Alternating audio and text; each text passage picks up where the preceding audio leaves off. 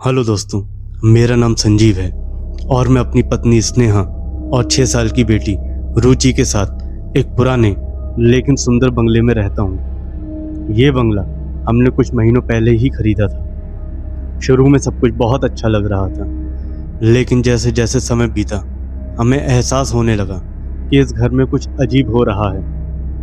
बात तब शुरू हुई जब रुचि ने एक दिन बाथरूम में जाने से मना कर दिया। उसने कहा कि उसे वहाँ डर लगता है। पहले तो हमने सोचा कि यह बच्चों का वहम है, लेकिन फिर कुछ ऐसा हुआ जिसने हमें भी हिलाकर रख दिया। एक रात जब हम सब सो रहे थे, तभी अचानक बाथरूम से किसी के गिरने की आवाज़ आई। हम दौड़ते हुए वहाँ पहुँचे, लेकिन बाथरूम पूरी तरह खाली था। हमने सोचा कि शायद कोई चीज़ गिर गई होगी, लेकिन जब हमने बाथरूम की लाइट जलाई तो देखा कि मिरर पर पानी की बूंदें गिर रही थीं, जबकि बाथरूम पूरी तरह से सूखा था। यह देखकर हम दोनों हैरान रह गए। स्नेहा ने कहा कि शायद पाइप की कोई लीक है, लेकिन मुझे लगा कि बात कुछ और ही है।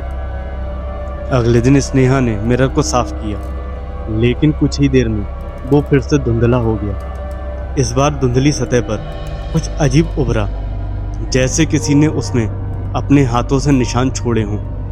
रुचि ने बताया कि उसने बाथरूम में किसी औरत की परछाई देखी है जो उसे घूर रही थी। अब यह मामला मेरे लिए भी चिंता का कारण बन गया। मैंने रुचि से कहा कि यह सब उसकी कल्पना है, लेकिन अंदर से मुझे भी डर लगने लगा था। रातें अब और भी खौफनाक होने लगी। जब भी हम बाथरूम में जाते, हमें ऐसा लगता जैसे कोई हमें देख रहा हो। एक रात स्नेहा ने मिरर में एक औरत की परछाई देखी जो उसके ठीक पीछे खड़ी थी। उसने चिल्लाते हुए मिरर से दूर भागने की कोशिश की, लेकिन उसके पैर फिसल गए और वो गिर पड़ी। मैंने दौड़कर उसे उठाया और देखा कि मिरर के भीतर वह परछाई अब भी थी, लेकिन जैसे ही मैंने लाइट ऑन की, वो गायब हो गई। मिरर में हो रही अजीब घटनाएं अब रोज का हिस्सा बन गई थीं। स्नेहा ने कई बार कहा कि हमें ये मिरर बदलवा देना चाहिए, लेकिन मुझे नहीं लगा कि समस्या मिरर में है। मैंने सोचा कि शायद इस घर में कुछ बुरी ताकतें हैं जो हमें डराने की कोशिश कर रही है।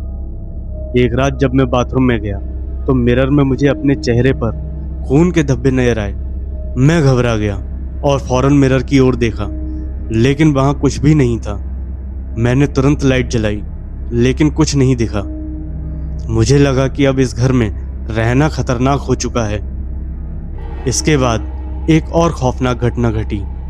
एक सुबह जब स्नेहा बाथरूम में नहा रही थी, अचानक मिरर से एक ठंडी हवा का झोंका निकला जो सीधा उसकी ओर आया। उसने चिल्लाते हुए बाथरूम से बाहर भागने की कोशिश की, लेकिन दरवाजा बंद हो गया। स्नेहा ने खुद को बाथरूम में कैद पाया। जब मैंने दरवाजा खोलने की कोशिश की तो दरवाजा जाम हो चुका था। कुछ मिनटों बाद दरवाजा खुला और स्नेहा हिम्मत हार चुकी थी। हर रात अब हमें घर में अजीब अजीब आवाजें सुनाई देने लगी। कभी ऐसा लगता कि किसी ने घर के अंदर कुछ भारी चीज गिरा दी हो, कभी दरवाजे खुद ब खुद बंद हो जाते, और कभी कभी ऐसा लगता जैसे कोई दीवारों के अंदर से हल्की हल्की सरसराहट कर रहा हो। एक रात जब मैं और स्नेहा सोने की कोशिश कर रहे थे, तभी अचानक हमारे बेडरूम के बाहर से किसी के चलने की आवाजें आने लगी। मैंने दरवाजा खोला, लेकिन वहां कोई नहीं था। जब मैंने फिर से दरवाजा बंद किया तो वो आवाजें वापस आने लगीं, जैसे कोई अदृश्य शक्ति हमारे कमरे के बाहर चल रही हो। मैंने इस घर के इतिहास के बारे में जानने की कोशिश की। मुझे पता चला कि इस घर की पिछली मालकिन की मृत्यु बाथरूम में ही हुई थी। लोग कहते हैं कि वो औरत बाथरूम में गिरकर मरी थी, लेकिन उसके चेहरे पर अजीब खरोंचें थीं।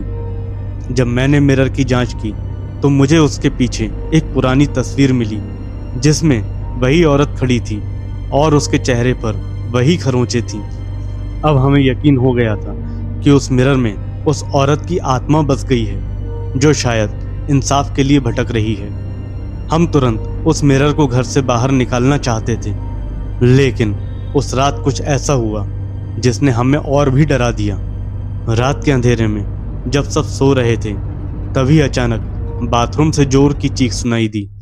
मैं और स्नेहा दौड़कर बाथरूम पहुंचे और देखा कि मिरर के चारों ओर खून के धब्बे थे। जैसे ही हम उसे हटाने की कोशिश करने लगे, मिरर से आवाजें आने लगी। हमें ऐसा लगा कि वो औरत हमें मिरर के अंदर खींचने की कोशिश कर रही है। आवाजें धीरे धीरे बढ़ने लगी, जैसे कोई मदद के लिए चिल्ला रहा हो। हमने तुरंत मिरर को हटाने का फैसला किया और उसे बाहर ले जाकर तोड़ दिया। लेकिन तोड़ने के बावजूद भी हमें ऐसा लग रहा था कि वो औरत की आत्मा अब भी हमें देख रही है। मिरर को हटाने के बाद हम थोड़ी राहत महसूस कर रहे थे, लेकिन फिर एक और घटना घटी जिसने हमें झकझोर कर रख दिया। अगले दिन सुबह जब हम सब नाश्ता कर रहे थे, तभी रसोई के मिरर में वही औरत की परछाई नजर आई। इस बार वह हमारे बहुत करीब थी, जैसे कि वो हमें चेतावनी दे रही हो। स्नेहा ने घबराते हुए मुझसे कहा कि हम इस घर को छोड़ दें।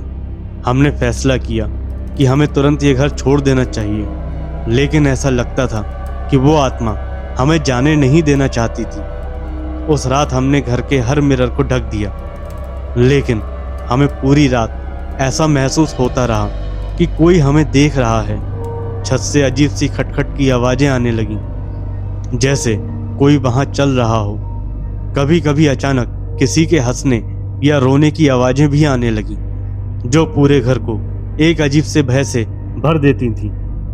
उस घटना के बाद हमने वो घर छोड़ दिया और कहीं और चले गए, लेकिन आज भी जब हम उस रात को याद करते हैं तो हमारे रोंगटे खड़े हो जाते हैं। रुचि अभी भी बाथरूम जाने से डरती है और हमें लगता है कि वो औरत की आत्मा अभी भी कहीं ना कहीं भटक रही है, इंसाफ के इंतजार में। ये कहानी भले ही खत्म हो गई हो, लेकिन उस मिरर के पीछे का रहस्य अब भी सुलझा नहीं है। क्या वो आत्मा अब भी किसी और के मिरर में बसी होगी?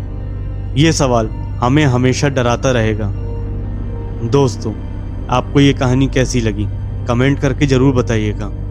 अगर आपको ये कहानी पसंद आई हो तो वीडियो को लाइक और शेयर करें और हमारे चैनल को सब्सक्राइब करें। धन्यवाद।